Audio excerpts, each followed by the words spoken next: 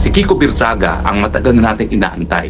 Ang kinakailangan natin, leader na mananawagan na patalsikin na si Marcos Jr. sa kanyang pwesto.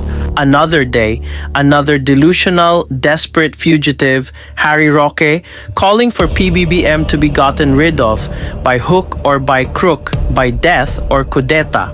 Super desperado na nga si Butanding na ngayon nagtatago pa rin sa Europe dahil sa mga corruption cases at heinous crimes niya sa Pinas. Abot langit ang galit niya kay PBBM at sa mga Marcoses, hindi lang dahil wasak na ang career, pamilya at credibility niya, kundi dahil isa siyang frustrated pogo billionaire.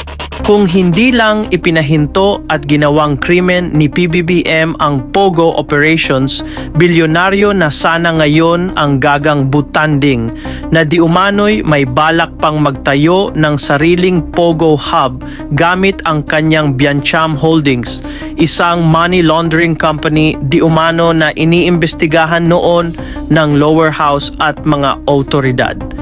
Remember yung dalawang Pogo bosses na nakatira sa bahay niya na itinanggi pa niyang bahay niya?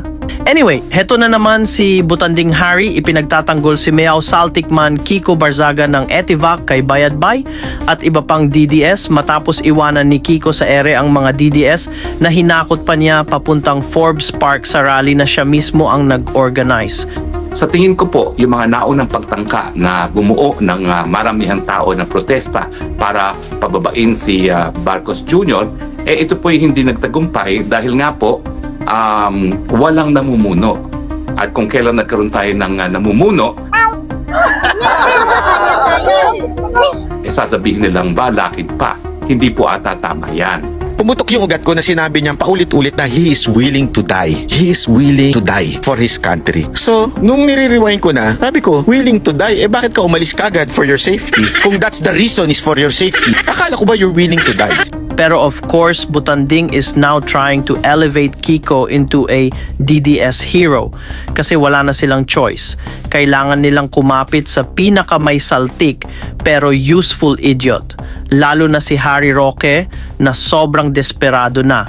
Sa katunayan, si Kiko Barzaga mo ngayon ay naging tagapagsalita ng kanyang henerasyon, yung tinatawag nating Gen Z. At ang kanyang mensahe, ang Gen Z na talagang techno-savvy ay pikam-pika na sa korupsyon at hindi natatanggapin ito. At dahil karamihan naman ng mga kabataan natin ngayon ay mga Gen Zers at iyan naman po ay suportado ng demographics, no? Sila ang pinakamarami ngayon, importante na magkaroon ng tagapagsalita at kanilang henerasyon para manawagan sa pagsisipa kay Marcos Jr. at para sa pagtigil ng korupsyon sa ating lipunan. By the way, yung sinabi niyang the only way to bring PRRD back is to get rid of PBBM. Tanging paraan para mapauwi si Tatay Digong ay mawala bilang presidente ang Marcos Jr. Alam niyang kasinungalingan yon, kahit mapatalsik pa si PBBM at maging presidente si Pionatic Sara Duterte, lalong hindi mapapalaya si Digongyo mula sa ICC. Butanding Roque, being the psychotic manipulator that he is, knows exactly what he's doing. Dapat patalsikin na si Marcos Jr. sa pwesto, yan ay pinaniniwalaan din ng ating mga kabataan. Kaya nga po, binansagan ko na, hindi bale, Kiko Barzaga. Maski ikaw ay patalsikin nila, ikaw naman ang tunay na People's Congressman. In his remaining rotting brain cells, he's trying to trigger the most deranged DDS to snap and do the unthinkable against PBBM. Sa mga grupong darating pa po dito na Anglo, magparami kayo at sumurin natin si Bongbong, may mga rider na kayo. Kayong mga congressman, lumabas kayo dito at mag-rambo tayo.